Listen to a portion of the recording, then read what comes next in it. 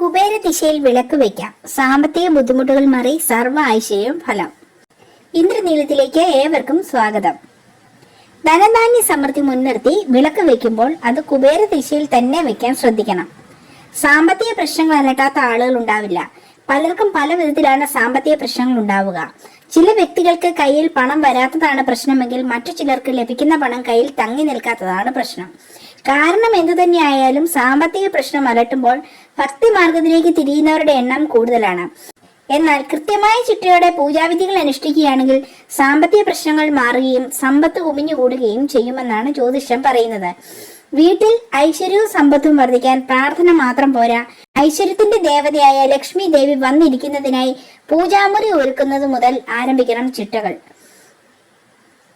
വിളക്കിനൊപ്പം വാൽക്കിണ്ടിയും. വിളക്ക്, കിണ്ടി എന്നിവ ഹൈന്ദവ വിശ്വാസപ്രകാരം പരസ്പരം ചേർന്നിരിക്കുന്ന കാര്യങ്ങളാണ്. അഗ്നി ഉള്ളിടത്ത് ജലവും ഉണ്ടാകണം. വിളക്ക് തെളിക്കുമ്പോൾ വാൽക്കിണ്ടിയിൽ വെള്ളവും വെക്കണം.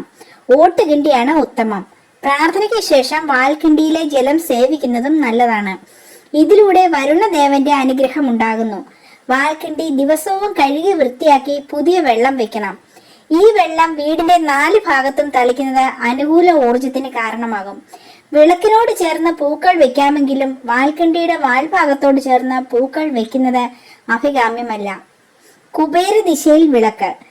വീട്ടിൽ ഐശ്വര്യമുണ്ടാകാൻ വിളക്ക് വെക്കണമെന്ന് പറയുമെങ്കിലും വെറുതെ വിളക്ക് വെക്കുന്നത് കൊണ്ട് കാര്യമില്ല.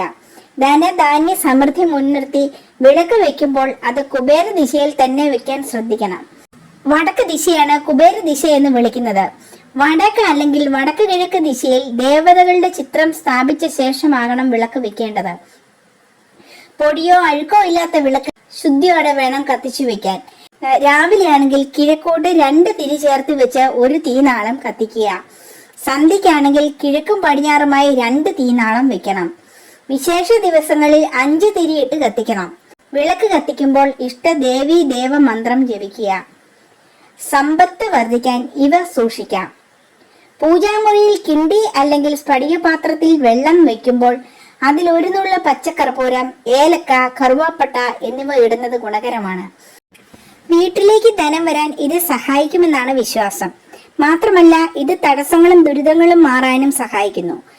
വെള്ളത്തിനകത്ത് വെള്ളി നാണയം, വെള്ളി ആഭരണം എന്നിവ ഇടുന്നതും ഗുണകരമാണ്. വീഡിയോ ഇഷ്ടമായെങ്കിൽ ലൈക്ക് ചെയ്യുക. ഉപകാരപ്രദമെന്ന് തോന്നിയാൽ ഷെയർ ചെയ്യുക. ഇനിയും ഇതുപോലുള്ള വീഡിയോകൾക്കായി സബ്സ്ക്രൈബ് ചെയ്യുക. നന്ദി, നമസ്കാരം.